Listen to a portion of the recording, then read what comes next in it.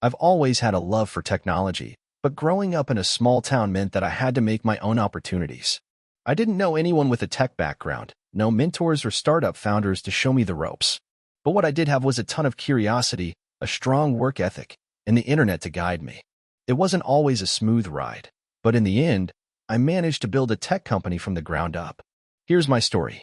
I hope it helps someone who's feeling stuck or unsure of whether it's possible to break into an industry that seems out of reach. I was a curious kid, always taking apart gadgets, trying to understand how things worked. My parents didn't have a lot of money, but they were supportive of my interests. I got my first computer when I was about 12, and it quickly became my obsession. While other kids were outside playing sports, I was on my computer, messing with code and learning about the internet. I didn't have much in terms of formal education in tech, no fancy coding boot camps or college degrees, but I learned by doing. I spent hours watching YouTube tutorials, reading blogs, and teaching myself programming languages one by one. At 18, I left home and moved to the city to attend community college. I didn't have a clear career path, but I knew that the tech industry was where I wanted to be. My first few years were rough. I worked odd jobs to pay for school, fast food, retail, anything that could help me make ends meet. But all that time, I was still grinding on my computer, building websites, and trying to teach myself more advanced programming concepts. I couldn't afford to go to a four-year school, but community college gave me the chance to dip my toes into formal education without drowning in debt. In my second year, I had a breakthrough. I took an intro to web development class, and it was like a switch flipped in my brain. It clicked. Suddenly, all the hours I'd spent watching tutorials and experimenting with code started to make sense. I felt like I was finally on the right track. I started applying what I was learning to side projects, building websites for local businesses and friends. The projects were simple, but it gave me the experience I needed to start networking and building a portfolio. One of my first real clients was a local restaurant that needed a website.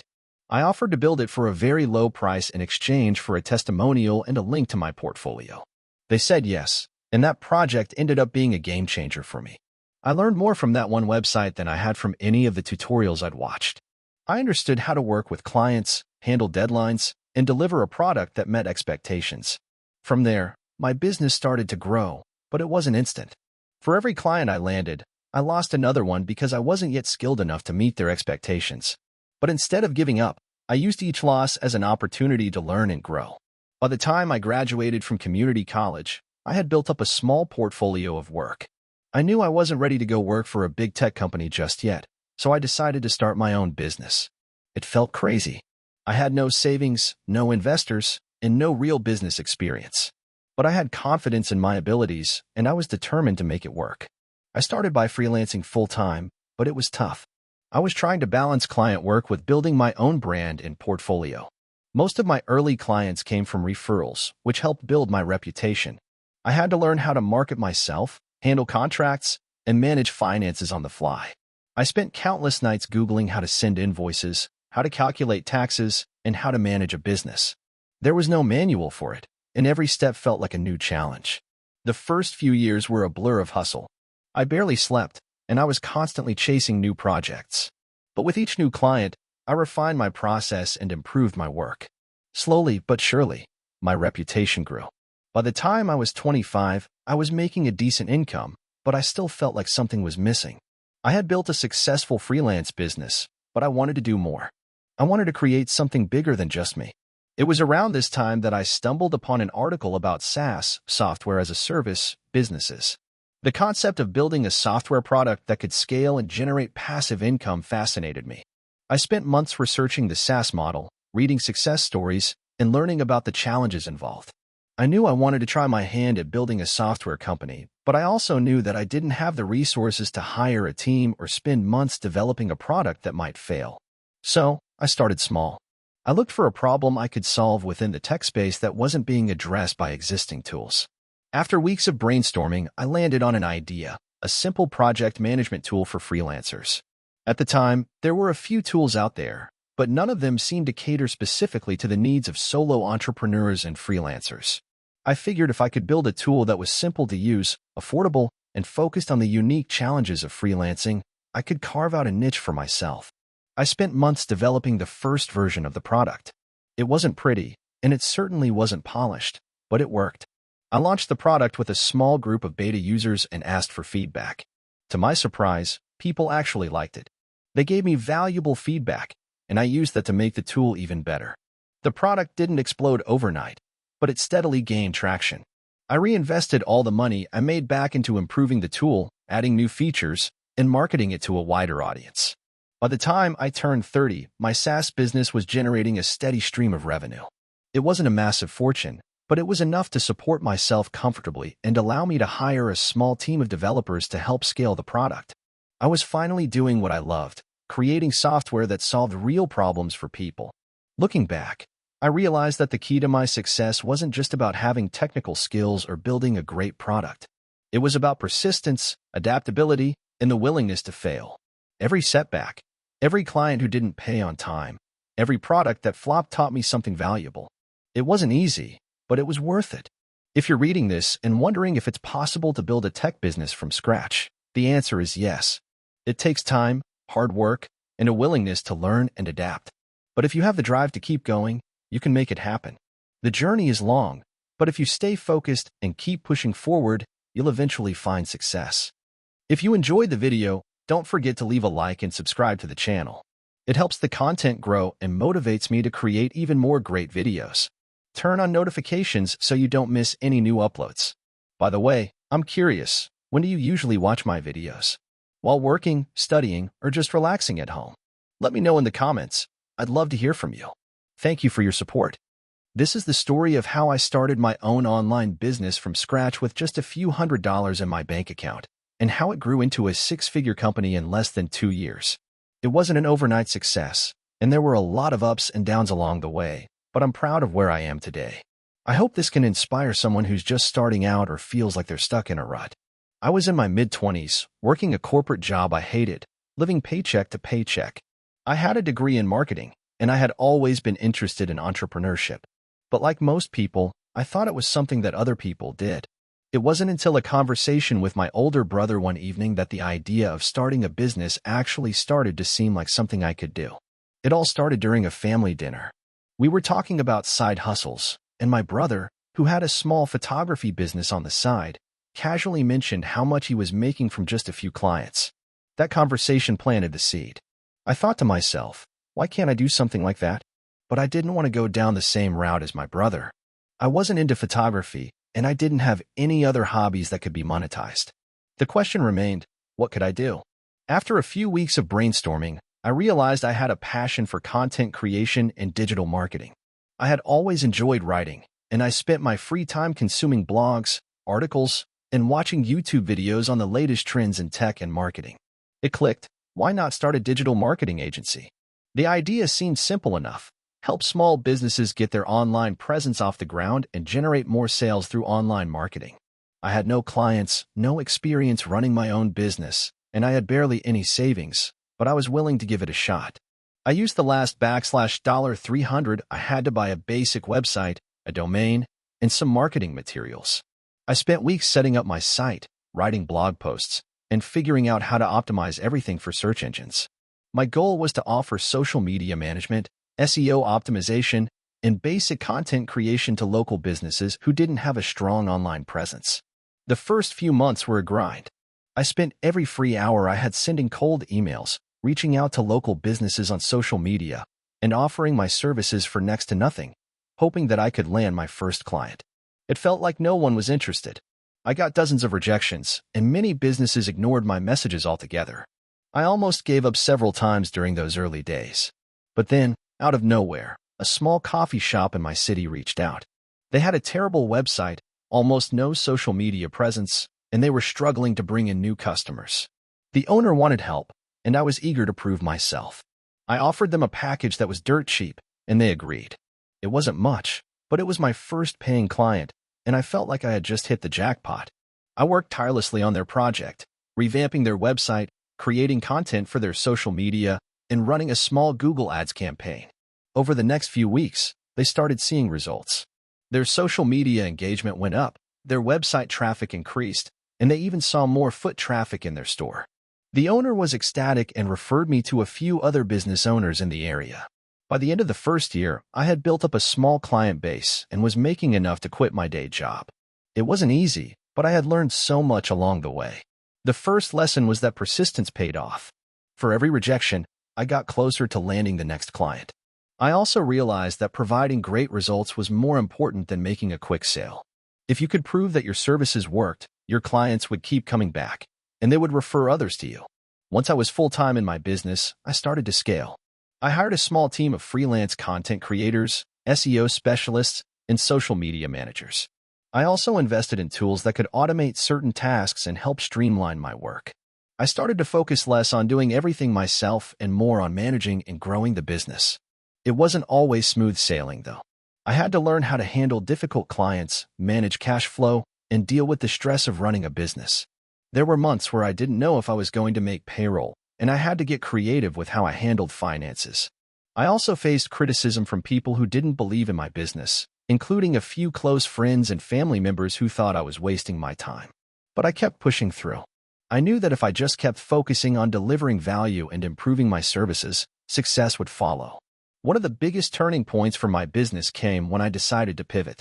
About a year and a half into my journey, I realized that I wasn't just a digital marketing agency anymore. I had become a full-service content creation company. I started to get more requests for video production, podcast creation, and influencer marketing.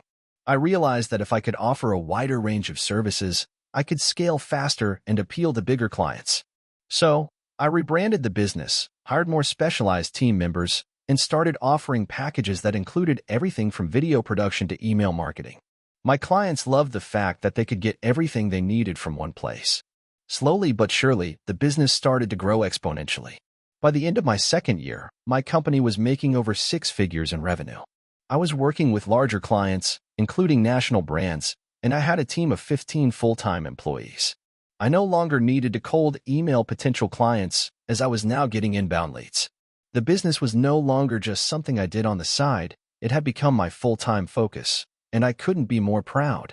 I still remember the early days when I didn't know if this dream would ever work. But the key to success was simple: never give up. Stay focused, stay persistent, and continue learning. There will always be challenges, but if you're passionate about what you do and are willing to put in the hard work, you can achieve anything. Now, I'm in a position where I get to help other entrepreneurs. I mentor a few people who are just starting out and try to pass on the lessons I've learned.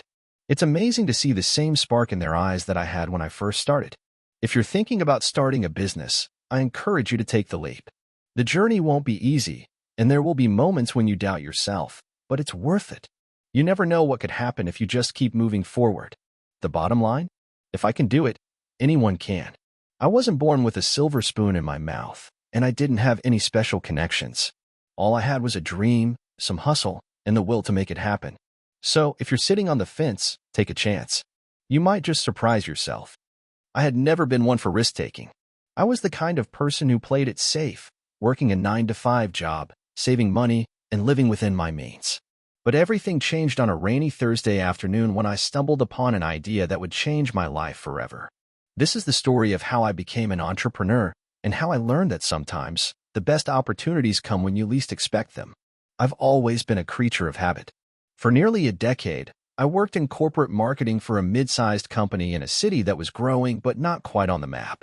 I had a steady job with decent pay and good benefits, and that was all I needed. I didn't have big dreams of owning a business or making a ton of money.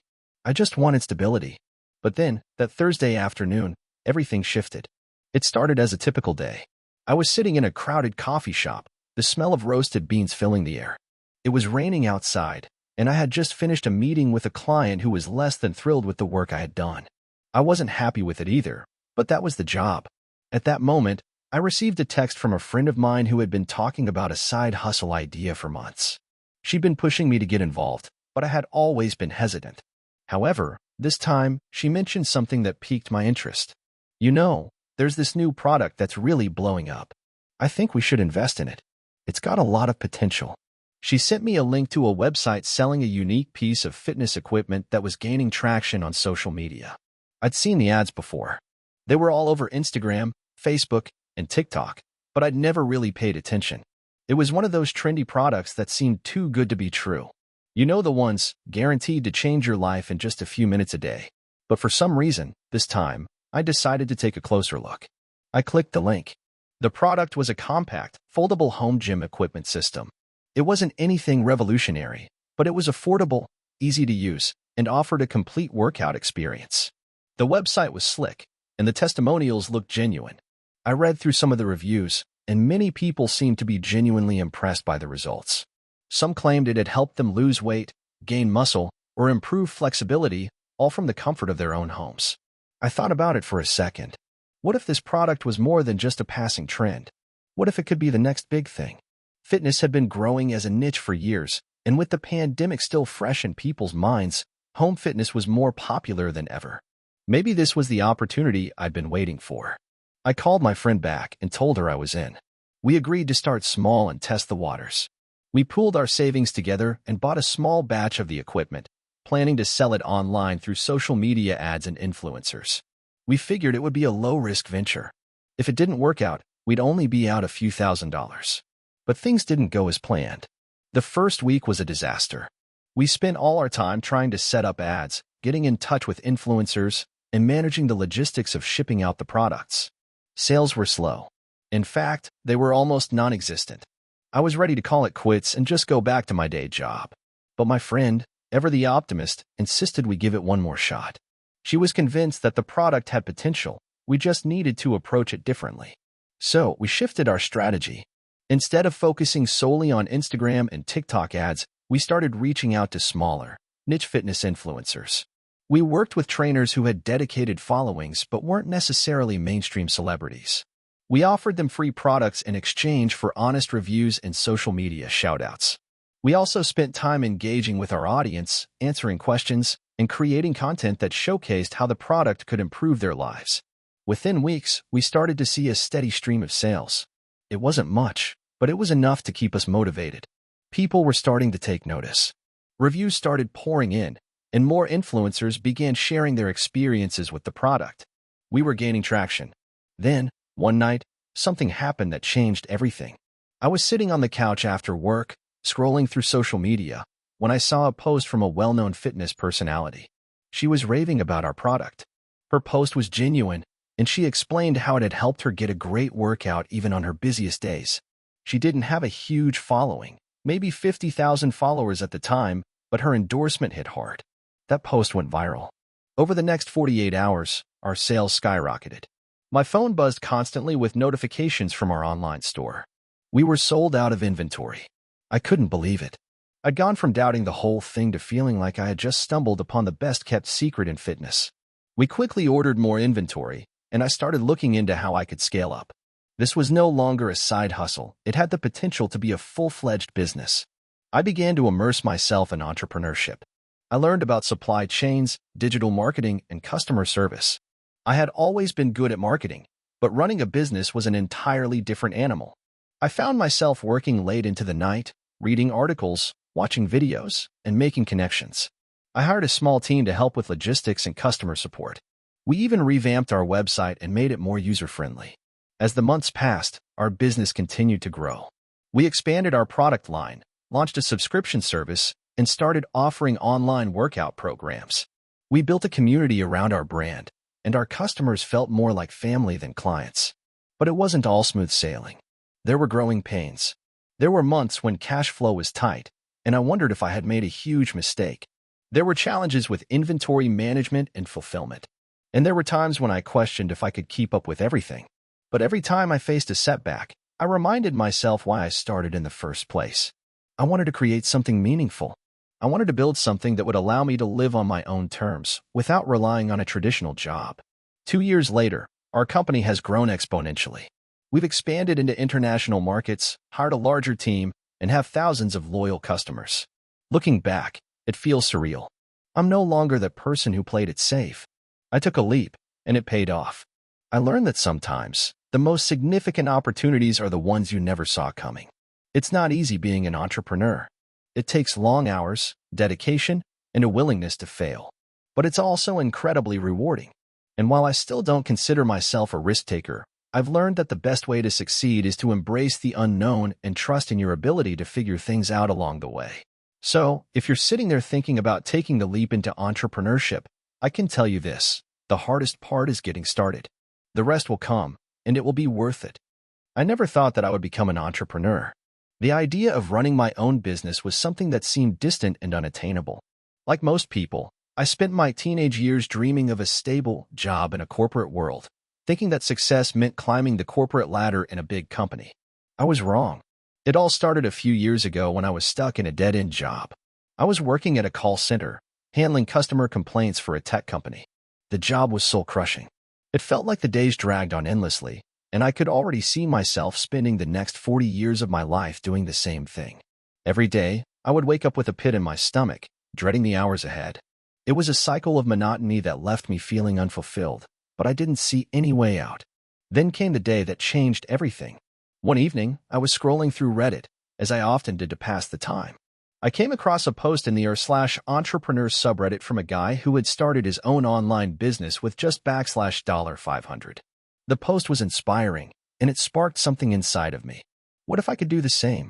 What if I could start my own business, even with no experience, no capital, and no idea where to begin? At first, the idea seemed ridiculous. I had no background in business. I wasn't even a great salesperson. But something in me clicked. I was tired of being stuck. I was tired of the same routine. I wanted to create something of my own, something I could be proud of. The thought of having the freedom to work for myself was enticing, and I decided to take the plunge. I began researching. I watched hours of YouTube videos, read blog posts, and spent days diving into every bit of information I could find. I knew I had to start small. With barely any savings, I didn't have the luxury of spending thousands on a grand idea. So, I chose an online store as my first business venture. I knew e-commerce had the potential to be successful if done right, and I figured I could start with dropshipping, a model that didn't require a lot of upfront investment. The first few months were a whirlwind. I spent countless hours learning about product research, digital marketing, building websites, and dealing with suppliers. I used platforms like Shopify to set up my online store, and I scoured AliExpress to find products that I could sell. I quickly realized that the hardest part wasn't just setting up the store, it was figuring out how to get people to visit it. Marketing was a whole new ballgame for me. I started experimenting with Facebook ads, Instagram influencers, and even Google ads, but none of it seemed to work at first. My sales were almost non-existent. I'll never forget the first time I made a sale. It was a $10 item. The feeling of seeing that first order come through was surreal. It was like a light bulb went off in my head. If I could make one sale, I could make more. It wasn't much, but it was proof that I could do this. That small victory gave me the motivation I needed to keep going. I continued tweaking my marketing strategies, trying different approaches until I found something that worked. Slowly but surely, I began to see steady growth. I was still working my call center job, but I started putting more and more time into my business. There were nights when I stayed up until 3 a.m. learning about SEO, improving my website, and testing ads. It was exhausting, but the results kept pushing me forward. Around 6 months in, things started to pick up. My sales weren't booming, but they were consistent. I was making enough to cover the cost of running the business and a little extra. I decided to invest more money into advertising and expand my product range. This time, I was a bit more strategic, focusing on products that had higher demand. I also started building an email list and offering discounts to customers who signed up. That's when things really started to change. One of the biggest breakthroughs came when I realized the importance of customer service. I had been focusing so much on making the sale that I neglected the post-sale experience.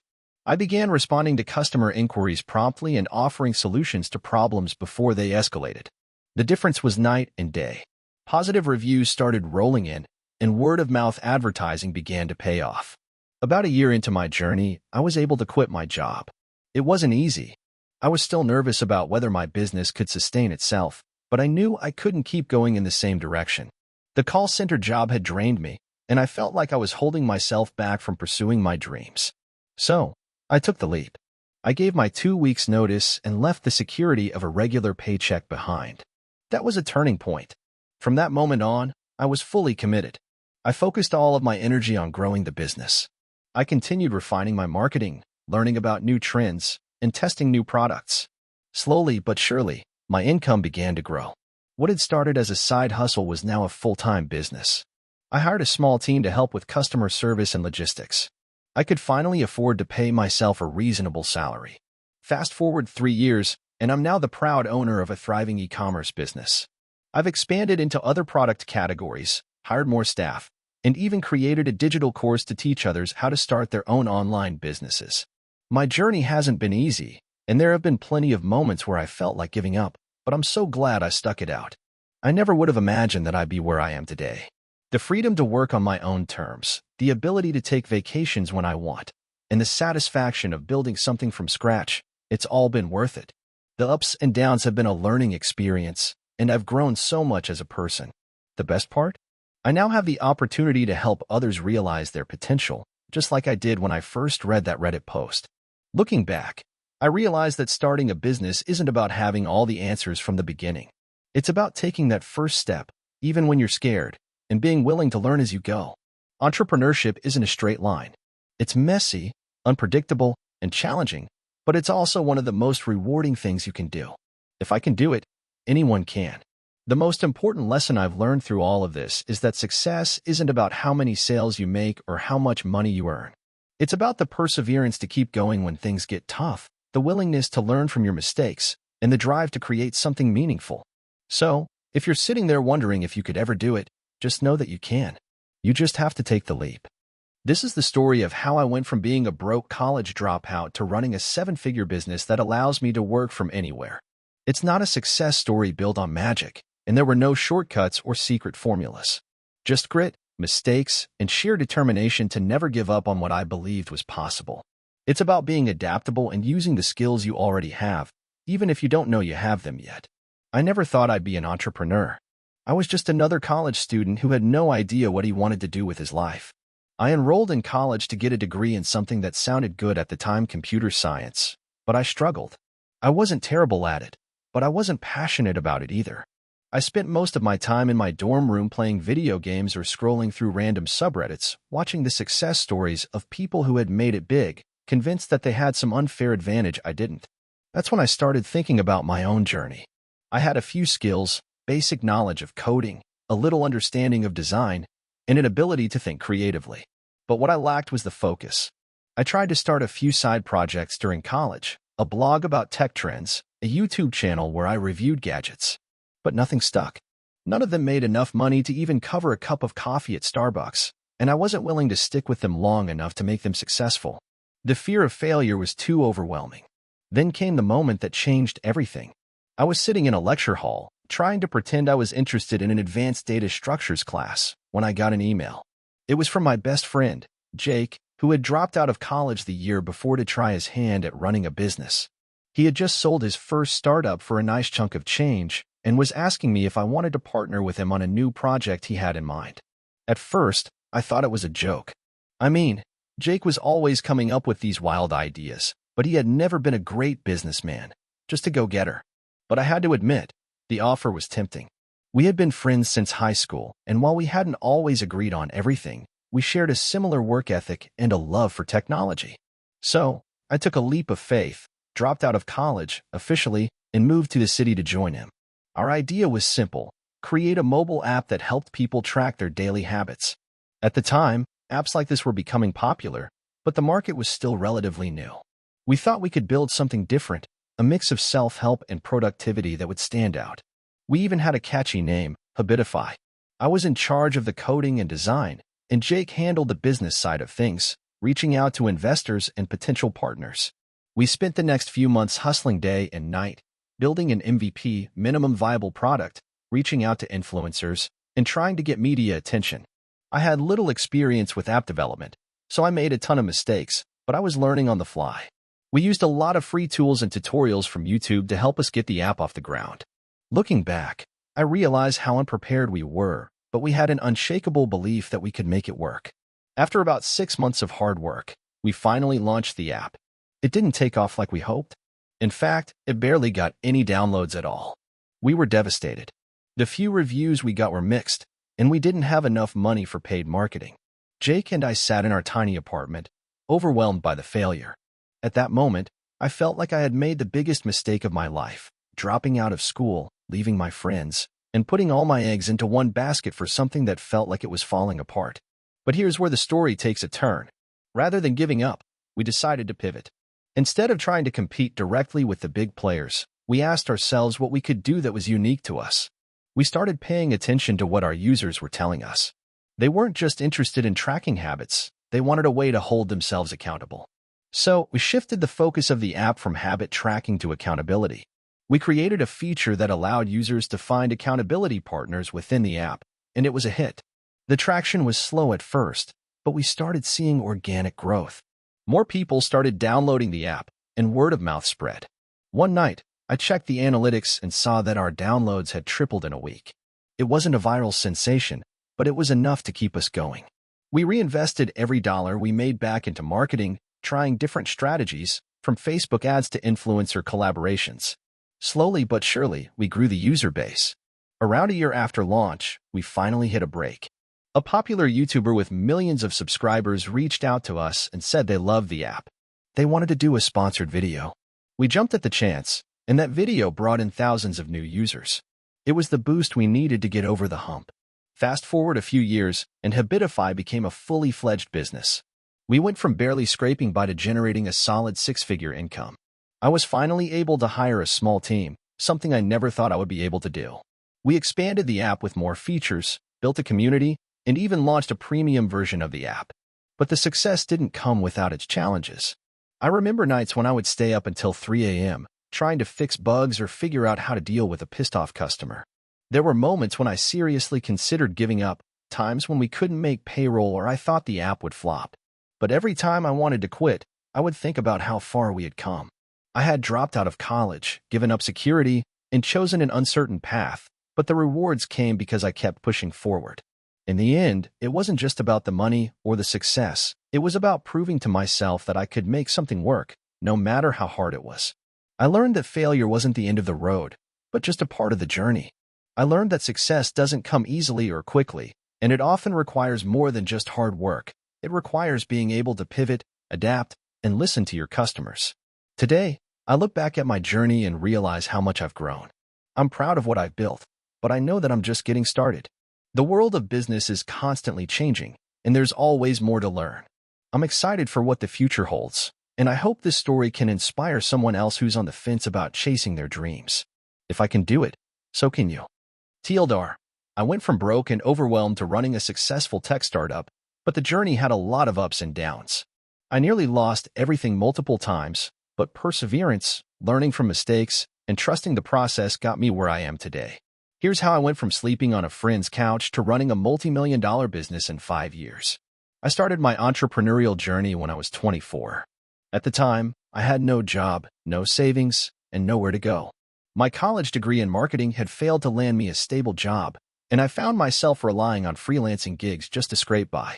After a series of failed attempts at starting my own business, I was sleeping on a friend's couch, my personal belongings stacked in boxes by the door. I was broke, exhausted, and seriously doubting myself. But I was also determined. I knew that the only way out of this situation was to create something of my own. So, I started researching tech startups, reading everything I could about how they grew and scaled. At first, I didn't even know the difference between a software developer and a UX designer, but I was hungry to learn. I watched YouTube tutorials, took free online courses, and tried to absorb as much information as I could. It wasn't glamorous, but I was convinced this was the only way to turn my life around. Around this time, I came across a tech startup incubator in my city that offered a program to help budding entrepreneurs. They were accepting applications for a 3-month intensive course where they would provide mentorship, office space, and access to investors in exchange for equity. My first instinct was to apply, but there was a problem. The application fee was $500, which I didn't have. I was barely getting by, and this felt like the kind of opportunity that I'd usually ignore because I didn't have the resources. But something clicked. I asked myself, if I didn't try this, what else would I be doing? I could keep grinding away at random side gigs, or I could take a leap of faith and invest in myself. After a lot of thought, I decided to borrow the $500 from a friend. I was officially putting everything on the line. I remember the first day of the incubator program like it was yesterday. The room was full of eager faces, all of us trying to figure out how to turn our ideas into something real. I was intimidated by the other participants. Some were more experienced, others had better ideas, and a few seemed like they were already well on their way to success. But I realized something quickly. I had to focus on my own progress and not compare myself to everyone else. I wasn't there to be the smartest or most experienced.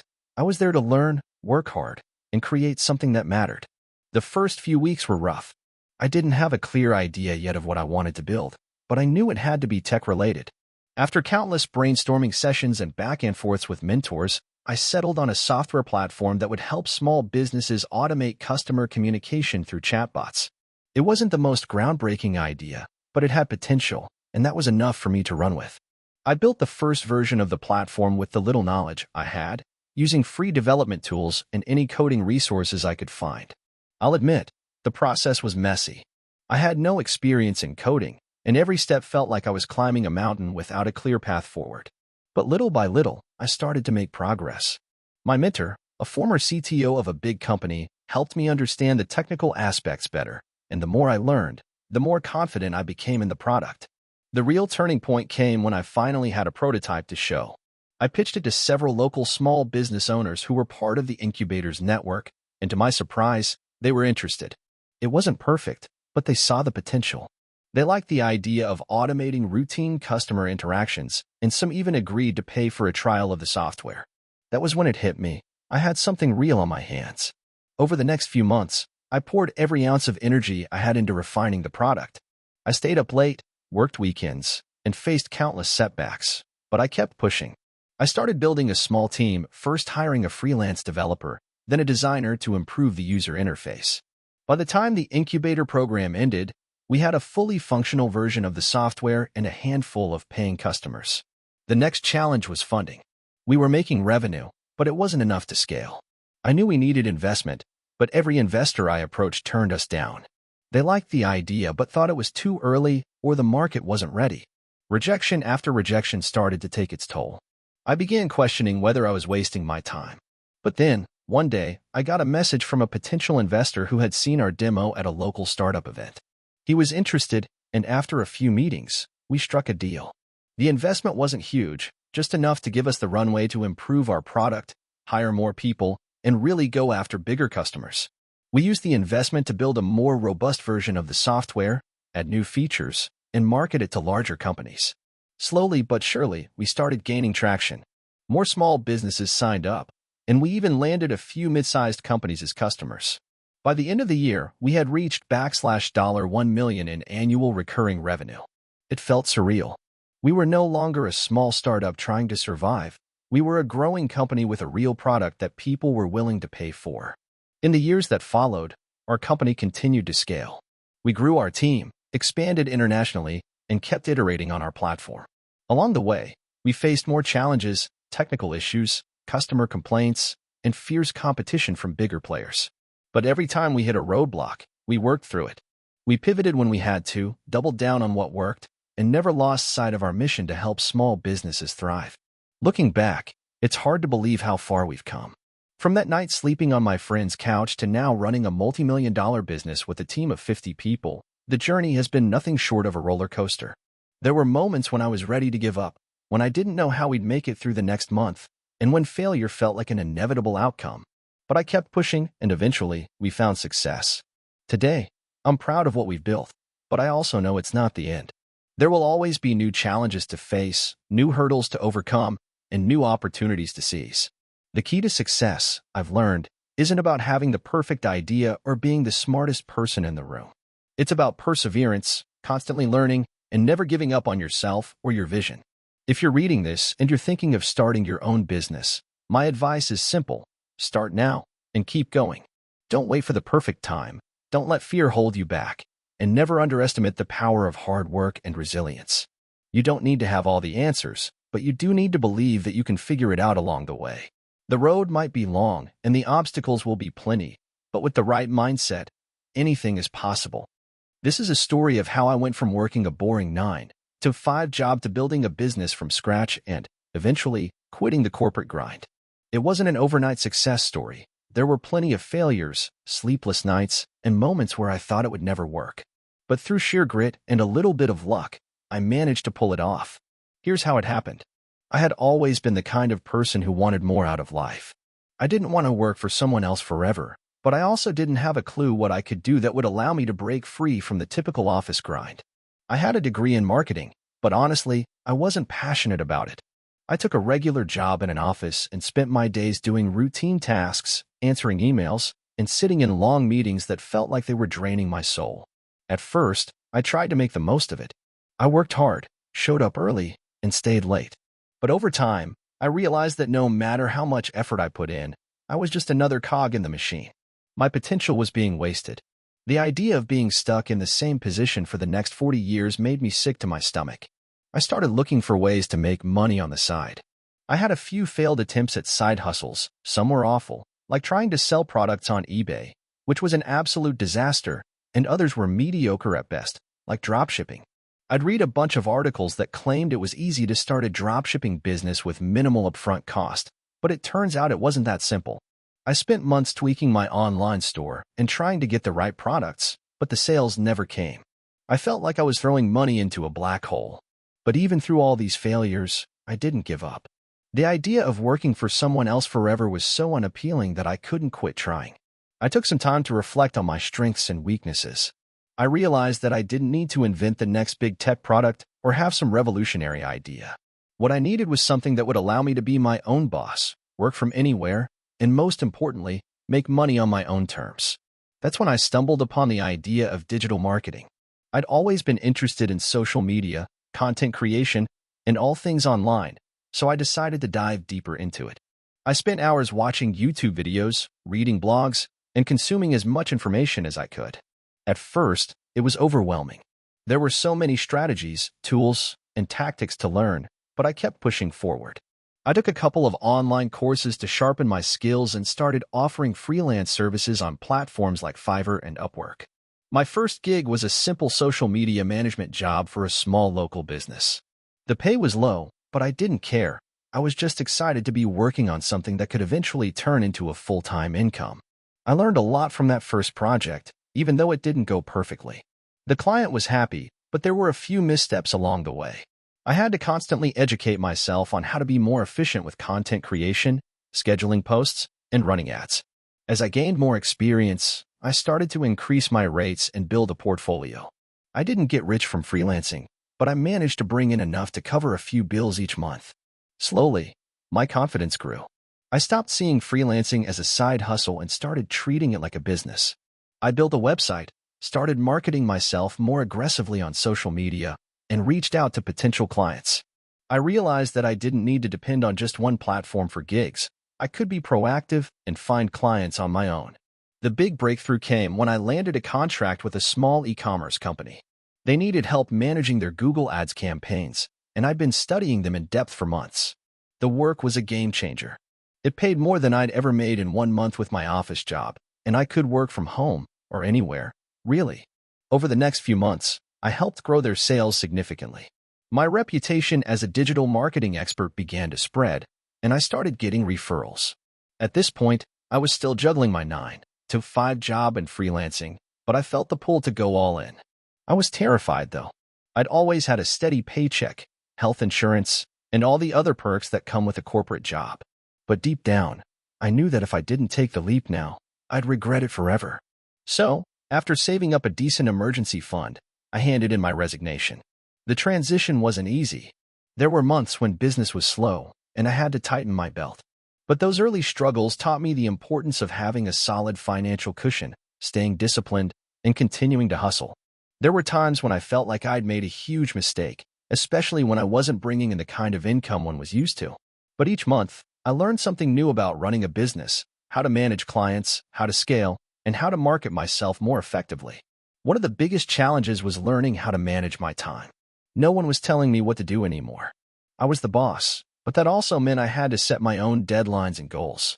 I invested in productivity tools and systems that helped me stay on track. Slowly, the freelance business turned into a full-fledged digital marketing agency. I started hiring other freelancers to help with projects, which allowed me to take on more clients and scale faster. 5 years later, I have a team of 6 people working with me, and we've helped dozens of businesses grow their online presence. I'm no longer in the rat race, and I've built a business that allows me to work from anywhere. I still face challenges, but now I'm in control of my own destiny. If there's one thing I've learned through this journey, it's that consistency is key. Every failure, every mistake, every sleepless night, it all led to this point. I'm living proof that if you don't give up and keep learning, you can create your own success story.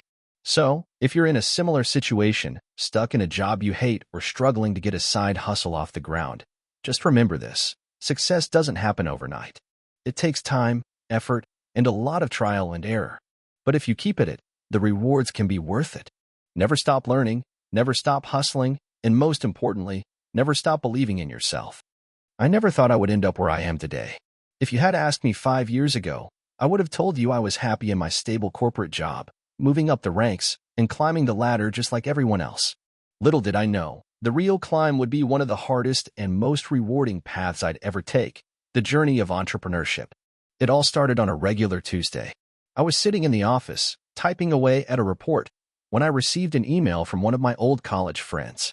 He had been in the startup world for a few years and had recently made some big moves in his business.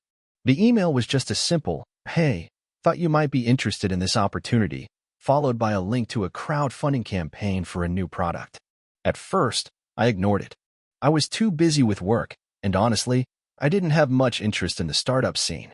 But as the day went on, I couldn't stop thinking about the idea. The product was an eco-friendly gadget that could revolutionize an industry I had spent years working in. I thought to myself, why not? I clicked on the link and began reading the campaign, watching the pitch video, and researching the company. That night, I stayed up late reading everything I could find on this startup. I was obsessed. The more I learned, the more I believed in the product. The idea was simple, yet brilliant: a small, portable device that could reduce energy consumption in households by up to 30%. It was perfect for the growing market of environmentally conscious consumers. I'd never considered a career in startups, but this felt different. The more I researched, the more convinced I became that this was something worth pursuing. By the end of the week, I was making my first investment. The amount wasn't huge, just a few $1,000s, but it felt like a giant leap for me. It was my first real foray into the world of entrepreneurship. I didn't expect anything monumental to come out of it, but it felt like a good step. I would check the company's updates, and soon enough, I was attending their online webinars and learning as much as I could about startups, investments, and product development. My passion for the project grew, and with it, my interest in starting my own venture. A few months later, I had saved enough money to take a sabbatical from my corporate job. I had already made some early investments in startups, but the more I got into the world of innovation and entrepreneurship, the more I realized I had a genuine passion for it.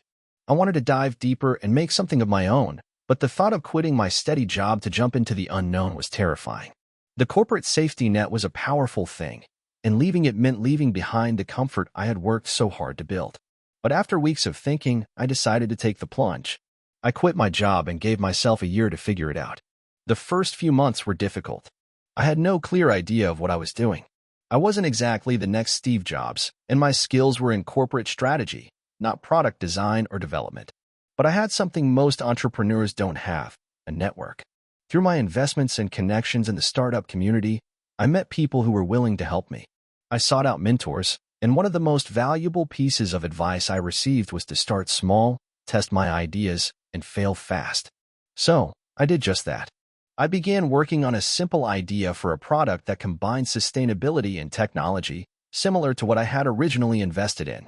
But instead of trying to solve an entire industry's problem, I focused on solving one small issue: a device that would help people monitor and reduce their water consumption at home. It wasn't glamorous or world-changing, but it was a product that could make a tangible difference for consumers. I spent months developing a prototype, working with a small team of engineers, and testing it with friends and family. It was slow at first, but I was getting better. I learned the importance of market research, user feedback, and pivoting when things didn't go according to plan. Every time I hit a wall, I reminded myself that it was part of the journey. In the meantime, I started crowdfunding for the product. I launched a campaign on a popular platform, hoping to raise enough capital to bring my idea to life. At first, it was slow. I only had a few backers, mostly friends and family. But I kept pushing, reaching out to influencers in the sustainability space and doing everything I could to get the word out. Slowly but surely, the momentum built. People started noticing the product, and I began to receive more attention from potential investors and customers. It wasn't easy, though. I was constantly working, often 16-hour days, juggling the business with the need to keep things running smoothly. There were moments where I thought I had made a huge mistake. It was hard to keep the faith, especially when things didn't go according to plan. But I kept reminding myself of why I started. I wasn't doing this for the money or the fame. I was doing this to make a difference. 1 year into my journey, I had a product that was ready for market. We weren't hitting it out of the park yet, but we had something real, something that people could use. The feedback from early adopters was overwhelmingly positive, and our customer base was growing. I took another leap of faith and signed on for my first major partnership with a larger retail chain. This was the turning point. After months of negotiation and paperwork, we finally secured the deal. Our product would be sold in major stores across the country. The success of that partnership validated all the sleepless nights and sacrifices I had made over the past year. Now, several years later, my company is thriving. We've expanded our product line, gained a loyal customer base, and secured additional rounds of funding. I've learned so much along the way, about business, about failure, and about myself. There are still plenty of hurdles ahead, but I'm not afraid anymore. I know what it takes to succeed. I know that if you're passionate enough, willing to learn, and unafraid of failure, anything is possible. Looking back, I realized that quitting my stable job was the best decision I ever made. It wasn't easy, but it was worth it. The road to entrepreneurship is full of uncertainty, but it's also full of incredible opportunities. I've met amazing people, had experiences I never thought possible, and most importantly, I've built something I'm proud of. If you're thinking about making the leap, my advice is simple: just do it. The journey is long, and it's not always pretty, but it's yours to make. Take it one step at a time, and don't let fear or failure hold you back. Keep pushing, keep learning, and never give up. Your story might just be the next success everyone is talking about. Hey, friends, if you enjoy this content, don't forget to like the video and share your thoughts in the comments. We really want to know what you like and what can be improved. What do you think of the video? Are there any topics you'd like to see in future videos? Your feedback really helps us get better. Thanks for being with us. I was working a 9-to-5 in a small town, managing a team of 5 at a mid-sized logistics company. Things were comfortable, predictable, and relatively easy, but something didn't sit right with me. It wasn't a matter of hating my job, but there was this nagging feeling in my chest, like there was more to life than just showing up every day, ticking off the same tasks, and following the same routines. It wasn't that I wanted to quit and leave it all behind, but I felt a deep urge to create something on my own, something that I could call mine. At the time, I had no idea what that something was. I had no technical background or fancy degree in business. I didn't know the first thing about entrepreneurship, but one thing I did know was that I had an itch to make something real, something that could stand the test of time. The problem? I was scared. I had a stable job with benefits, a salary, and a clear path forward. Giving that up felt crazy, but I couldn't ignore the voice inside my head, telling me that if I didn't take a shot now, I might regret it forever. It was on a random Tuesday morning, as I sipped my coffee and scrolled through social media, that I stumbled upon a post about someone who had just launched their own business. It wasn't anything huge or revolutionary. It was a guy who had started selling custom t-shirts online, using a print-on-demand service. Simple, right? But as I read his story, something clicked. He was just like me. No crazy background, no special resources, just a desire to create something, and he had gone for it. That's when the idea hit me. Maybe I could start my own business too. I wasn't sure what to sell or how to even get started, but I knew I had to take the first step. I had some savings tucked away, but not enough to make any huge investments. So, I started small. I researched e-commerce platforms, browsed through online courses, and scoured Reddit for advice. After a few days, I decided on a niche: eco-friendly products. This idea came from my growing interest in sustainability. I had been trying to reduce my carbon footprint, and I realized there was a market for people who wanted to live more sustainably but didn't know where to start.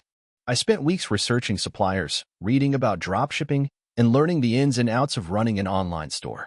It wasn't easy, but every time I felt overwhelmed, I reminded myself that I was doing this for me, for something bigger than just a paycheck. Eventually, I launched my first website, offering a small range of eco-friendly home products, reusable straws, bamboo toothbrushes, and compostable bags. It wasn't much, but it was a start. The first few months were rough. I spent hours perfecting the website, tweaking the designs, and working on my marketing strategy. But despite all the effort, my sales were dismal. I got a few orders here and there, but nothing to write home about. I was disheartened, to say the least. I had invested time and money, and it didn't feel like anything was paying off.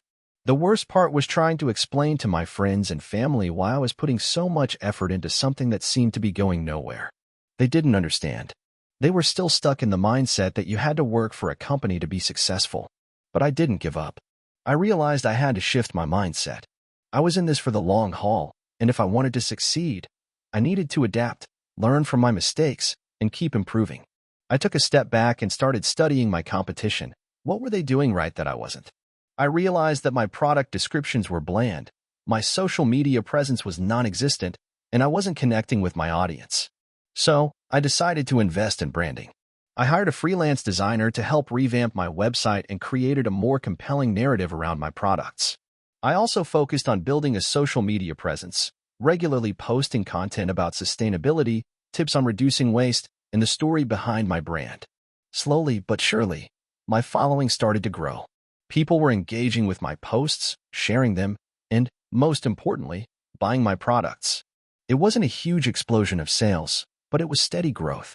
And that was enough to keep me motivated.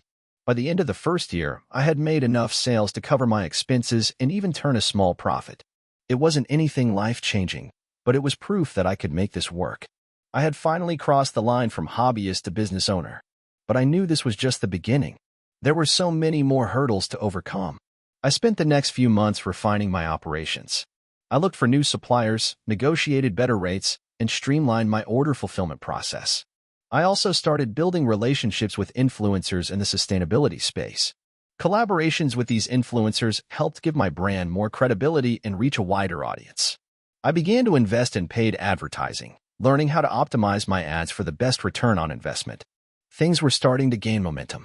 By the time I reached my second year in business, I was consistently hitting sales numbers that were 5x what they had been in the first year. My website traffic was steadily increasing, and I was able to hire a small team to help with customer service and marketing.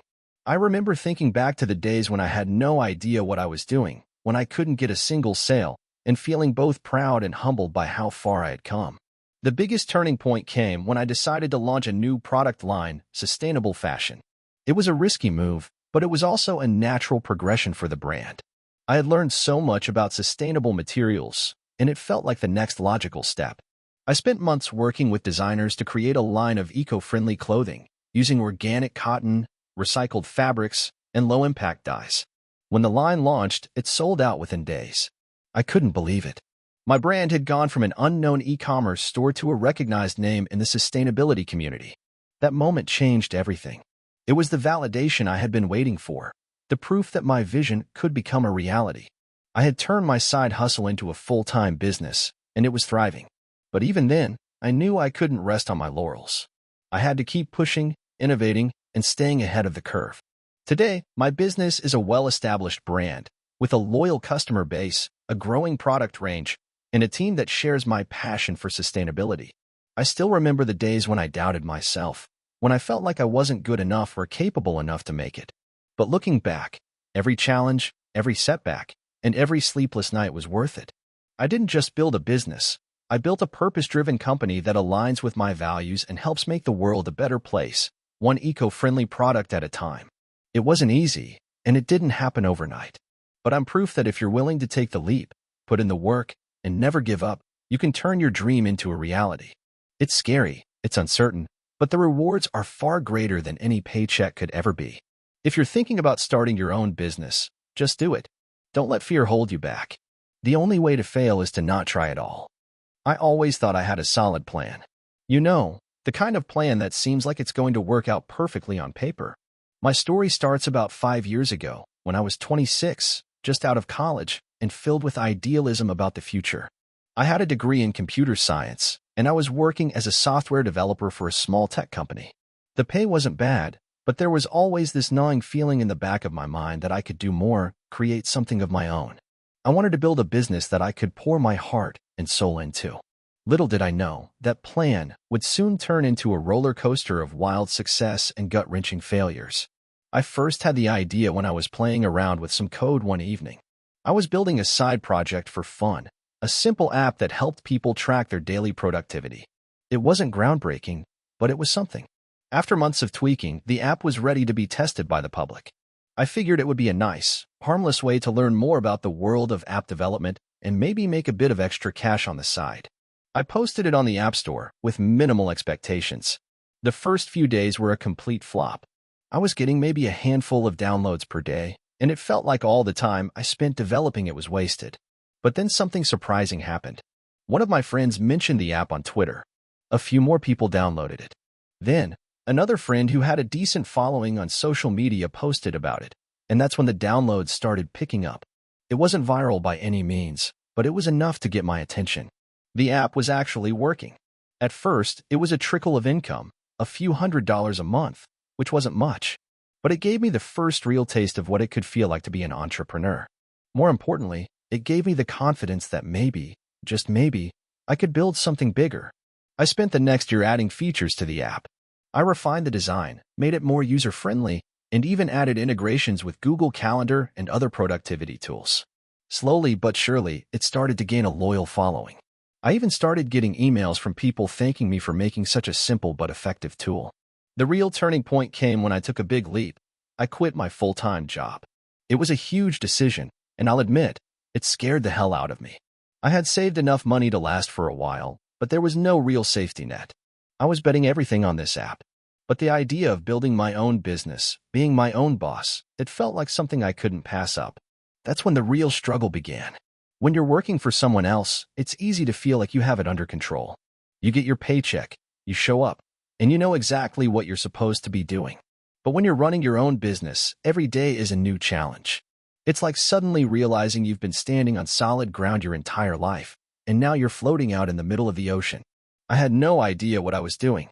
I thought being a solo founder meant just building something and watching it grow. But I quickly realized that there was so much more to it. I needed to figure out marketing, finance, customer support, growth hacking, you name it. I spend hours every day learning about each of these things. I read books, took online courses, listened to podcasts, and, of course, made a ton of mistakes along the way.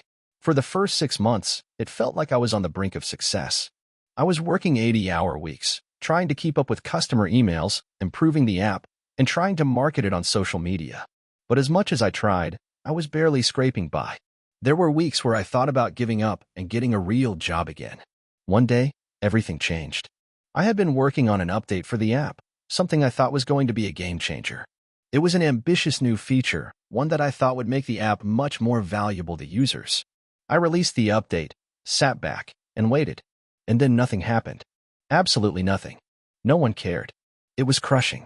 I spent so much time on it, convinced that this would be the thing that would take my app to the next level. But in reality, the users didn't see it that way. The feature I'd poured all my energy into didn't resonate with them. They didn't find it useful. I felt like a failure. I thought I had blown it. Maybe I wasn't cut out to be an entrepreneur. But I took a step back, took a deep breath, and reminded myself that failure was part of the process. I knew I couldn't give up, even if it felt like the end of the road. So I tried again. I went back to the basics. I listened to my users, read their feedback, and figured out what they actually wanted. I focused on improving the core features of the app and made sure that everything worked seamlessly. Slowly but surely, the app started gaining more traction again. This time, it wasn't because of a flashy feature. It was because I had built something people actually wanted. In the second year, things started to click. I implemented a subscription model, which helped me generate consistent revenue. I also started building a small team. I brought on a marketing specialist to help with user acquisition and a developer to help me scale the app. It wasn't easy, and I had to give up some control, but it was necessary for growth. I also started reaching out to influencers in the productivity and tech space. This was where things really started to snowball. Some of them agreed to promote the app, and that's when the app truly went viral. Downloads exploded, and with it, revenue. What was once a small side project was now a full-fledged business. Fast forward to today, and my app is one of the most popular productivity tools on the market. I've built a team of 20 people, and we've expanded to offer more products. But what I've learned is that success isn't linear. There's no straight path from idea to success. There are twists and turns, ups and downs. The key is persistence, never giving up when things get tough. Looking back, it seems like everything fell into place, but I know that it was the result of years of hard work, sleepless nights, and countless failures. I wouldn't trade any of it for the world. If you're thinking about starting your own business, take this advice. It won't be easy, but it's worth it. Keep pushing through, and you just might surprise yourself with what you can achieve. I had always been one of those people who believed success would come through hard work, talent, and a bit of luck.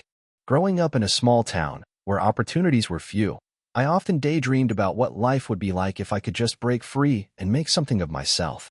Fast forward to the present, and I'm now the owner of a multi-million-dollar tech startup that's on the verge of revolutionizing an industry that's been stagnant for years. But it wasn't always this easy. My journey from the small town to success wasn't smooth, and there were moments where I genuinely wondered if I was doing the right thing. Here's my story. It's long, but it might just give you the perspective you need to push through your own struggles. I grew up in a modest household. My parents were blue-collar workers. My father worked as a mechanic, and my mother was a school teacher. They both worked hard, but we never had much extra money. I was the first in my family to go to college, which made my parents incredibly proud. I went to a local community college initially because I couldn't afford the tuition at a bigger school, and the financial aid process was a headache that made me want to avoid it altogether. That was a decision that I would later be thankful for, but at the time, it felt like a setback. When I transferred to a university to finish my degree in computer science, I realized something crucial. I wasn't just learning how to program or design software. I was learning how to think critically and solve problems. That's the key to entrepreneurship, I later learned. The technical skills were important, but the ability to approach a problem from different angles, pivot when necessary, and adapt was what I'd need in the business world. After college, I got a job at a small tech company in the city. I was excited to work there because I thought I was finally on the path to success. But the reality hit hard. The company had a toxic culture. The hours were brutal, and the management was terrible. People were burned out, and the idea of working for someone else felt more like a prison sentence than a career path. Still, I stuck it out for a year. I was learning, after all, and I knew that if I wanted to eventually start my own company, I needed experience. The turning point came one afternoon when I was working late. The company had just pushed out a new software update that was supposed to solve a major issue for our clients. But within a few hours, it became clear that the update caused even bigger problems. It was one of those moments where I could feel the weight of the decision bearing down on me. We had two choices: fix it quickly or cover it up. I was a junior developer, but my conscience wouldn't let me sit idly by. I raised my concerns to the senior team, but they were more interested in getting the fix out the door as quickly as possible to avoid losing clients than in doing the right thing. That's when I made the decision that changed everything. I walked away from that company, even though it meant losing out on what was supposed to be a stable career. I had no backup plan, no job lined up, and no clear idea of what I was doing. But I was fed up. I knew I had the skills to do something better, and I realized that if I stayed, I would just be part of the problem. So I started working on my own project. It was a small app, something I thought could address the same issue that had caused the disaster at my previous job. But it wasn't just about building software. It was about building something with integrity, something that actually helped people. The first few months were grueling. I spent all my time coding, learning how to market, reaching out to potential users, and figuring out how to fund the project. I didn't have any money saved up. My savings were practically gone after leaving my job. So I started freelancing to pay the bills. I took on everything from basic web design to small app development gigs. But every spare second I had, I put into my startup. I remember the countless sleepless nights, eating ramen for dinner because it was the only affordable option, and staring at the computer screen until my eyes burned. But after a while, things started to click. The app one was working on began to take shape. It wasn't perfect, but it was functional. And most importantly, it was something people wanted. I started getting messages from users who told me that the app was making a real difference in their lives. That's when I realized I was onto something. But as excited as I was, I knew the road ahead wasn't going to be easy. I had to make some tough decisions. The app wasn't going to build itself, and I couldn't do everything on my own. I needed help. So I reached out to a few people I had met during my time at the tech company, former colleagues who had the skills I lacked. I convinced them to join me, even though they were hesitant at first. The idea of leaving a stable job to join a startup that was still in its infancy seemed like a huge risk. But after a few long discussions, they agreed to join the team. Hiring those first few people was a pivotal moment in the company's growth. But managing a team was harder than I thought. I had to learn how to communicate, how to make tough calls, and how to keep everyone motivated. We worked through countless setbacks, technical issues, and miscommunications. It wasn't always pretty, but slowly we started gaining traction. We reached out to investors, and after months of pitching, we finally secured our first round of funding. It wasn't a huge amount, but it was enough to get us through the next phase. The next few years were a whirlwind. We iterated on our product, adding features, improving the user experience, and expanding our team. But every success came with its own set of challenges. We faced competition, tough financial decisions, and the constant pressure to perform. But we stuck with it, and after years of hard work, we finally reached a point where we were profitable. The app was now being used by thousands of people across the world, and we had expanded into new markets. Looking back, the journey feels like a blur. It's easy to forget how many sacrifices I made, how many times I doubted myself, or how many sleepless nights I spent wondering if it would all be worth it. But it was. Every failure, every setback, every moment of doubt, it all led me here. Now, I'm at the helm of a company that's growing faster than I ever imagined, and I get to work alongside people who share my passion for creating something meaningful. If there's one thing I've learned throughout this entire process, it's this: success doesn't come quickly or easily. It's about perseverance, learning from failure, and never giving up on your vision. You don't need to have all the answers from the start. You just need to keep moving forward, one step at a time. It's a long road, but it's worth it in the end. If I can do it, so can you. I was just an ordinary guy working a 9-to-5 job in the corporate world when everything changed. I'm not some prodigy or someone with a fancy degree from a prestigious school. I'm just a regular person who had a dream, worked tirelessly for it, and learned some hard lessons along the way. This is my journey from corporate burnout to building a successful online business. It all started in 2018. I was working as a project manager at a mid-sized tech company. The pay was decent, the benefits were fine, and I had a steady routine. But something was off. I felt trapped. My days felt like they were just blending together, with each one barely different from the last. I was going through the motions of managing clients, organizing tasks, and attending endless meetings that seemed to go nowhere. I was burnt out, stressed, and frustrated. I remember thinking that there had to be something more out there for me. One day, I was scrolling through Reddit during my lunch break when I stumbled upon a post in the entrepreneur subreddit. The post was about someone who had quit their job and started an online business. They were making more money than they ever had, doing something they loved, and working on their own terms. At that moment, something clicked. I didn't know exactly what kind of business I wanted to start, but I knew I couldn't keep living the way I was. The idea of being my own boss, working from anywhere, and having the freedom to create something I was passionate about was all I needed to hear. I began researching online businesses and quickly discovered that the e-commerce space was booming. People were making money selling physical products through platforms like Shopify, Amazon, and Etsy. It seemed like an accessible entry point for someone like me who didn't have a tech or business background. I figured I could give it a shot. At first, I treated it like a side hustle. I'd wake up early before work on the business for a couple of hours, and then go to my corporate job. I started learning about drop shipping, product sourcing, and digital marketing. It wasn't glamorous. Most of my days consisted of watching YouTube videos and reading articles about how to start a successful online store. But I kept at it. I figured I had nothing to lose. After a few months of learning and setting up my store, I launched my first e-commerce business. I had no experience in design, branding, or even setting up an online store, so I hired freelancers to help with some of the technical aspects. The store itself was a generic dropshipping store selling trending products. I remember being excited when I saw my first sale come through. It wasn't much, a $20 order, but it felt like a huge victory. The hard part was just beginning. I soon realized that attracting customers to my store was the biggest challenge. I spent money on Facebook ads, Google ads, Instagram promotions, anything I could think of to drive traffic. But for months, I barely made any sales. The few sales I did make didn't cover the cost of the ads, let alone my other expenses. I felt like I was throwing money down the drain. The frustration was real. I remember sitting in my apartment one night, staring at my ad spend dashboard, wondering if this whole business idea was a waste of time. But I refused to give up. Instead of throwing in the towel, I started analyzing what wasn't working. I realized that my ads were too generic, my website didn't look professional, and I was selling products that no one was really interested in. I had been treating my store like a side project rather than something I was genuinely committed to. So, I decided to make a few changes.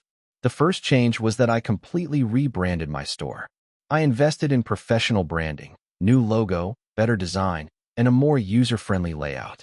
I focused on creating a brand story that resonated with people. I wanted to create something that had a deeper connection to my audience, not just sell products.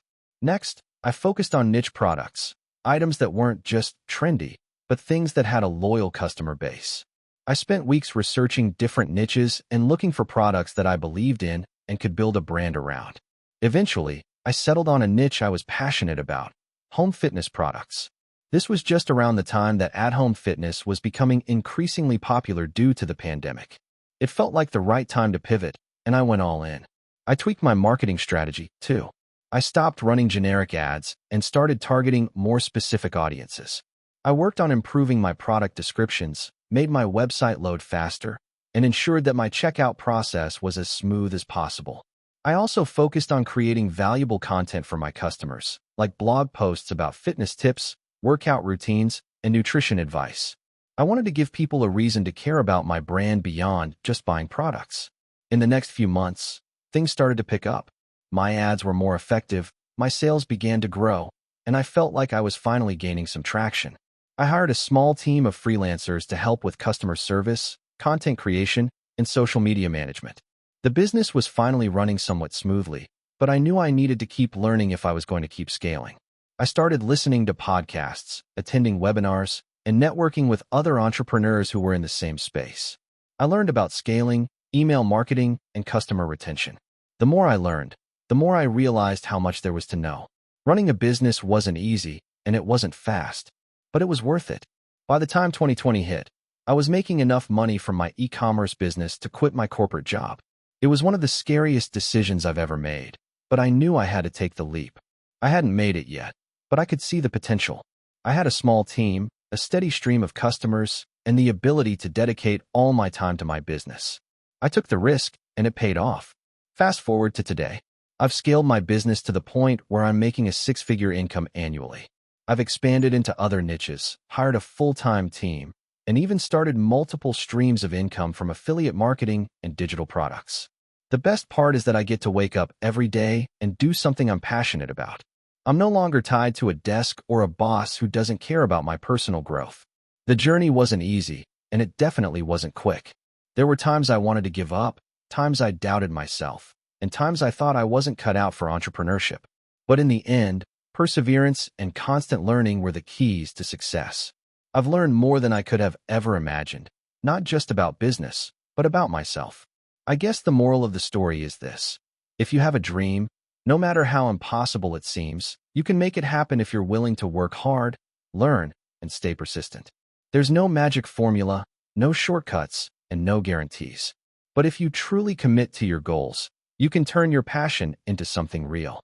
I remember the moment like it was yesterday, the day I decided to leave my cushy corporate job and take the leap into entrepreneurship. It was a crisp autumn morning, the kind that felt full of promise. I was sitting at my desk in a high-rise building, looking out over the city skyline when it hit me. I was stuck in a rut. I had always dreamed of owning my own business, but like most people, I was scared of the unknown. I had worked my way up through a tech company for years, and I was doing well. But something was missing. Every day felt the same. Meetings, deadlines, emails, and more meetings. I knew it wasn't enough anymore, but the fear of failure was a heavy weight on my chest. It wasn't until I got a call from an old friend that things started to shift. He had started a business a few years ago, a small coffee shop, and was doing quite well. I asked him how he managed to take the plunge and build something from scratch. His response was simple, but it resonated with me. You'll never know until you try. Worst case, you fail, and you learn from it. That was the spark. That conversation, in that one moment, changed my perspective completely. I realized that I had been playing it safe for too long. The fear of failure had kept me in a comfortable, unchallenging job, but the truth was, I was more afraid of not trying than I was of failing. I immediately started researching. I spent weeks reading books, listening to podcasts, and talking to anyone who would listen about entrepreneurship. I went from an "I don't know how" mindset to "I can figure this out." I knew I wanted to start a business in tech, something that leveraged my background in software development, but I had no idea what niche to target. It took me several months to find the right idea. I explored everything from app development to digital marketing, even thinking about creating a platform for remote teams. But none of those ideas seemed to click. It wasn't until a late-night conversation with my wife that the idea finally came to me. My wife had always been a huge fan of productivity tools. She had tried nearly every project management app on the market, and none of them seemed to do exactly what she needed. I thought, why not build a platform that could serve the niche of people who feel overwhelmed by the glut of productivity tools out there? It was an idea born out of frustration, a frustration I knew many people shared. That night, I decided to go for it. I quit my job. It was terrifying and liberating at the same time.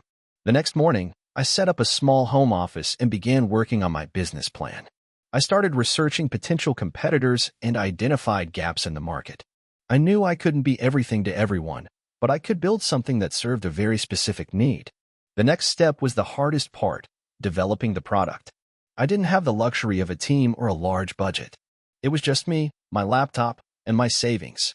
I spent long nights coding and testing, tweaking features, and trying to make it as user-friendly as possible. My wife would often bring me dinner at 9 p.m. when I was still in my pajamas, hunched over the computer. I remember feeling exhausted but exhilarated at the same time. I started building a community around my idea, reaching out to potential users for feedback. I used social media to share updates on my progress, even though I had very little to show in the beginning. People were interested, and their feedback helped shape the product. Slowly but surely, I began to see small wins. I got my first paying customer after 3 months of development. It wasn't a lot, but it was a validation that what I was doing had potential. The early days were incredibly tough. I worked 16-hour days, barely sleeping, trying to balance development, marketing, and customer support. I remember nights when I'd have to call my wife to vent about how things were moving slower than expected, or how I'd lost my confidence after a product bug caused issues for users. There were days I doubted myself, wondering if I had made a huge mistake. But every time I felt that way, I reminded myself why I had started, to build something that would make a difference. Eventually, things began to pick up. The product became more polished, and more users signed up. I was able to hire a small team, including a marketing expert and a designer, to help me grow the business. The first big breakthrough came when we landed a partnership with a well-known productivity influencer. This led to a massive increase in sign-ups, and our platform started getting more attention from bigger companies. But even with the success, the challenges didn't stop. There were constant hurdles, funding issues, scaling problems, and managing a growing team. As we expanded, I found that I had to shift my mindset. I couldn't do everything myself anymore. I had to trust my team and delegate. That was a tough lesson for me to learn. But with every lesson, I grew stronger and more capable as a leader. Now, several years later, our platform has grown into a well-established product, and we've expanded into multiple countries. We've helped thousands of businesses improve their workflows and productivity, and we've been recognized in several industry publications. Looking back, I realized just how far I've come. But none of it would have been possible if I hadn't taken that leap of faith. There are days when I still think about the comfort of my old job, the predictable paycheck, and the lack of pressure. But then I remember the freedom I've gained.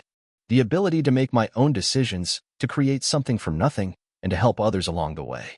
Sure, there are challenges, but that's part of the journey. If I could give any advice to someone thinking about starting their own business, it would be this: don't let fear hold you back. There will always be risks, but the real risk is not trying at all.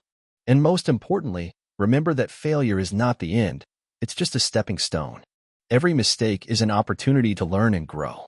So take that first step, even if it feels scary. You never know where it might lead. I'm glad I made that decision all those years ago. It wasn't easy, but it's been the most rewarding thing I've ever done. And if you're reading this, wondering if you should take the plunge, my answer is yes, go for it. A couple of years ago, I found myself standing at the edge of a cliff, figuratively speaking. My life up until that point had been marked by comfort, a steady job, and predictable routines. But I was burnt out. Every day felt like a repeat of the last. I worked as a marketing manager at a mid-sized company. The pay was decent, the benefits were great, and I had a comfortable routine that most people would envy. But for me, it was stifling. My creative energy was drained, and I felt stuck in an endless loop. I had always wanted to start my own business. I spent countless hours reading books, listening to podcasts, and brainstorming ideas, but the fear of failure always held me back. What if I couldn't make it? What if it all fell apart? I wasn't ready to risk everything just to chase a dream. But at the same time, I couldn't keep ignoring the feeling that I was meant for something more. I spent months grappling with these conflicting emotions. One day, something shifted. I remember the exact moment. I was sitting in my office, sipping on a lukewarm coffee, when an email popped into my inbox. It was from a friend of mine who had just launched her own business. She wrote about how she had quit her job, took the leap, and started a digital marketing agency. I knew she had always been a bit more adventurous than I was, but reading her email hit me like a jolt of electricity. If she could do it, why couldn't I? That night, I stayed up late, mapping out a rough business plan. The idea came to me out of nowhere. I wanted to create a subscription box service, but not just any subscription box. I wanted to curate boxes that help people with self-improvement, books, journals, wellness products, and tools that would help people take charge of their lives. I was passionate about personal development, and I thought there had to be a market for this. I called it Elevate Box. The first few months were all about research and planning. I spent hours reading about the subscription box industry, analyzing competitors, and figuring out how I could differentiate myself. I learned about logistics, suppliers, customer acquisition, and everything in between. I took online courses, joined forums, and asked anyone I knew who had started a business for advice. But the hardest part was making the leap. I had a steady job with a good salary, health benefits, and a sense of security. I had bills to pay and responsibilities. It was so much easier to stay in my comfort zone. But eventually, the pull to try something new became overwhelming. I gave myself a deadline. If I didn't at least try by the end of the year, I would regret it forever. In November of that year, I quit my job. I remember the day I walked into my boss's office to hand in my resignation. My heart was racing. I was terrified. But also, there was a feeling of excitement deep down. I was stepping into the unknown, and that felt incredible. I gave myself 6 months to get the business off the ground. If I didn't make any significant progress by then, I would return to the corporate world. I had saved up enough money to cover living expenses for a few months, so I dove in headfirst. My first challenge was sourcing products. I spent weeks emailing suppliers, attending trade shows, and looking for high-quality, affordable items that fit the theme of my subscription box. It took longer than expected, but eventually, I found a few trusted partners who were willing to work with a small, new business. Next came the branding. I wanted the Elevate box to be more than just a product. I wanted it to be an experience. I hired a designer to create a logo and packaging that was sleek and modern. I didn't have a massive budget, so I did most of the work myself, learning as I went. I built the website, wrote product descriptions, and set up a fulfillment system. I was juggling everything at once: marketing, customer service, inventory management, and accounting.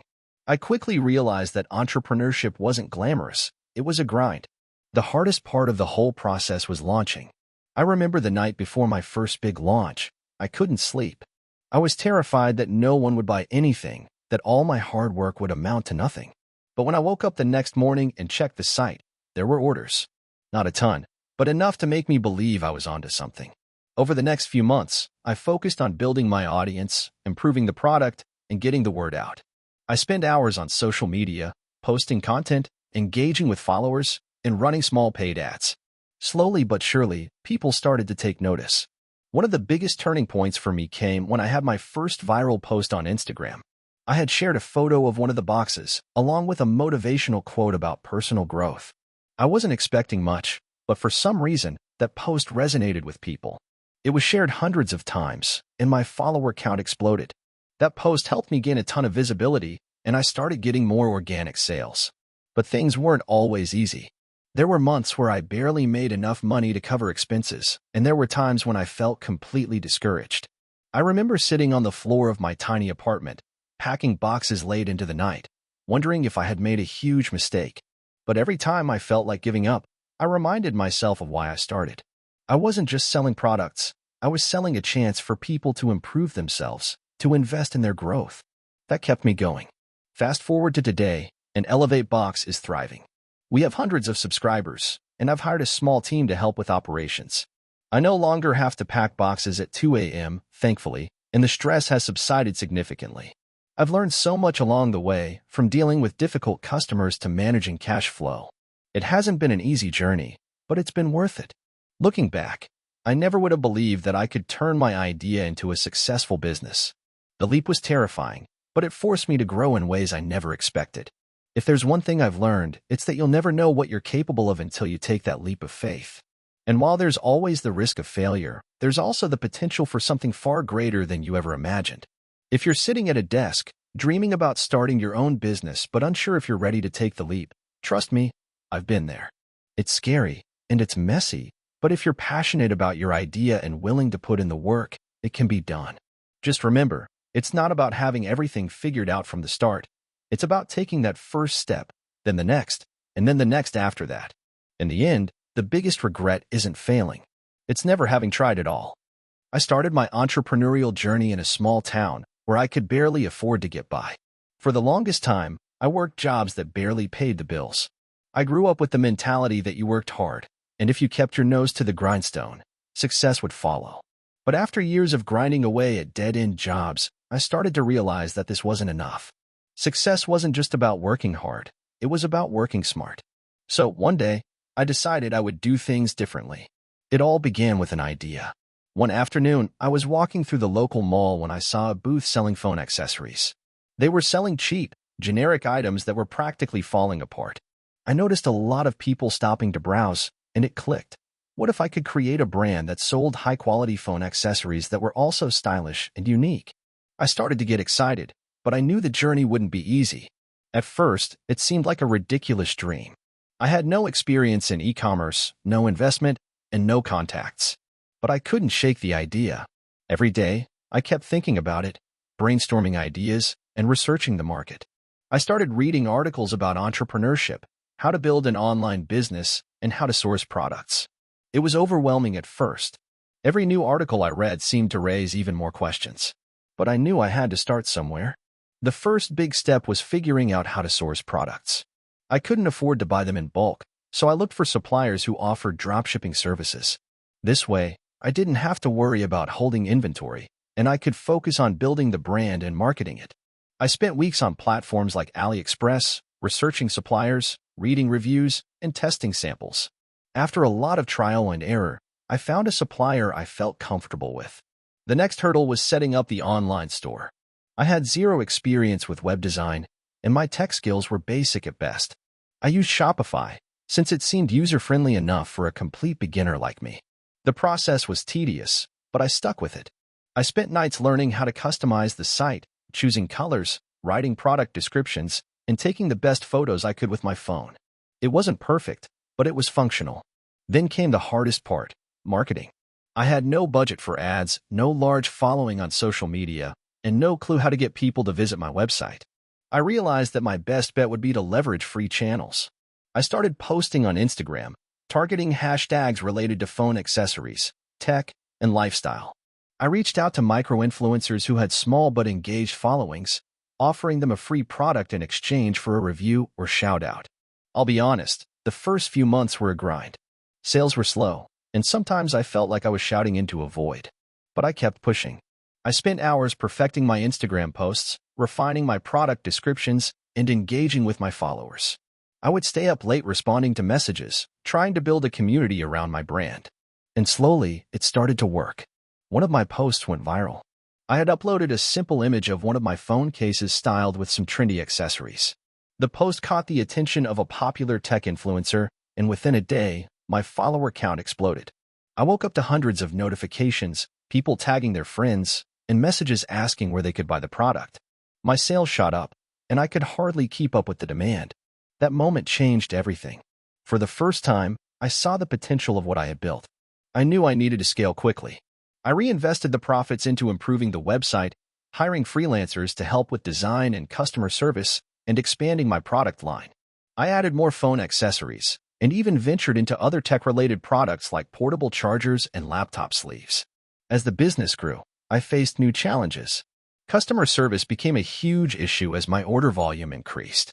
I hired a small team to help with fulfillment, but it wasn't enough. I ended up outsourcing to a fulfillment center to handle the logistics, allowing me to focus more on strategy and marketing. I also had to learn about inventory management, supply chain issues, and how to balance cash flow. These were all new skills that I never expected to need. But as tough as it was, I loved every minute of it.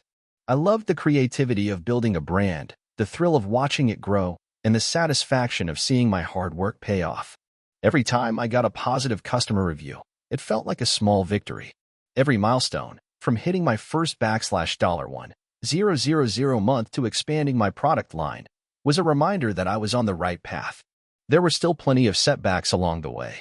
I had a few product launches flop, a supplier that failed to deliver on time, and even a social media post that backfired, resulting in a handful of negative reviews. But I learned from all of these experiences. Failure wasn't the end, it was just a lesson in disguise. Fast forward to today, and my business has grown beyond what I ever imagined. I now have a small team, multiple revenue streams, and a loyal customer base. We've expanded into new markets, both domestically and internationally, and I've been able to invest in new product lines and partnerships. We even have a physical presence in a few retail stores.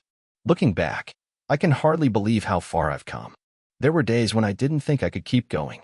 The financial pressure, the long hours, the stress, it all took its toll. But every time I felt like giving up, I thought about why I started in the first place. I wanted to create something of my own, something that would make a difference. If there's one thing I've learned, it's that there's no shortcut to success. You have to be willing to put in the work, face setbacks, and learn as you go. And most importantly, you have to be persistent. There were so many moments when I almost gave up, but I'm glad I didn't. I'm proof that with enough determination, anyone can turn an idea into a successful business. So, if you're reading this and wondering if you should take the leap, do it. Start small, keep learning, and don't be afraid of failure. The road to success isn't easy, but it's worth it.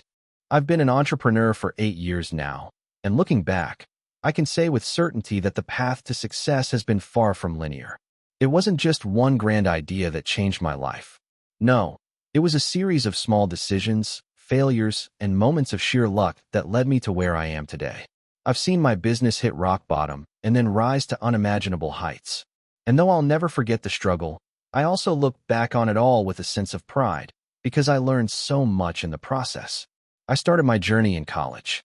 Like a lot of people, I had no idea what I wanted to do with my life, so I took a shot at everything. I tried different majors, attended numerous seminars, and dabbled in freelance work, but nothing seemed to stick. Then, one day, in the midst of my aimless wandering, I had a conversation with a mentor who had built a successful software company. He asked me one simple question that changed my perspective entirely. What problem are you trying to solve? It was an epiphany. For the first time, I understood that entrepreneurship wasn't about having a shiny idea or following a trend. It was about solving real-world problems. I didn't need to reinvent the wheel. I just needed to create something that people actually needed. So I started thinking about the problems I encountered in my own life, the ones that frustrated me and others around me. That's when I came up with the idea for my first business, a mobile app that helped students manage their class schedules, assignments, and exams in one easy-to-use platform. It wasn't revolutionary, but it seemed useful, and I figured I could build it. The first step was creating a prototype. I was in my final year of college at the time, and I had absolutely no idea how to code. So, I teamed up with a couple of friends who were software developers, and together, we built an MVP. It was clunky and imperfect, but it worked. We launched it on the App Store, and, to our surprise, people started downloading it. The first few weeks were slow, but as more students found out about it, word began to spread. But success didn't come easily. Around 6 months in, we faced our first major setback. The app's server crashed due to a surge in users, and for several days, the app was completely down. We lost a huge portion of our user base, and the negative reviews started rolling in. That was a tough pill to swallow. We had put so much time and effort into the app, and it felt like it was slipping through our fingers. At that point, I thought about quitting. I was mentally and emotionally drained. But I couldn't shake the feeling that if I gave up, I would never know what could have been. So, instead of throwing in the towel, we went back to the drawing board. We rebuilt the app's infrastructure, invested in better servers, and worked tirelessly to fix all the bugs. We even improved the user interface to make it more intuitive. When we relaunched the app, the response was much better. Users appreciated the improvements, and we started to gain traction once again. We started adding new features based on feedback, such as a notification system for upcoming exams and assignments. Things were looking up, but we were still far from profitable. We had a small, dedicated user base, but we weren't making enough money to sustain the business long term. That's when I had to make another tough decision. We had a choice. We could either try to keep going with the app, investing more and more into marketing and development, or we could pivot to a new idea. I wasn't ready to give up on the app just yet, but I knew we needed to find a way to make money. So, we decided to offer premium features for a subscription fee.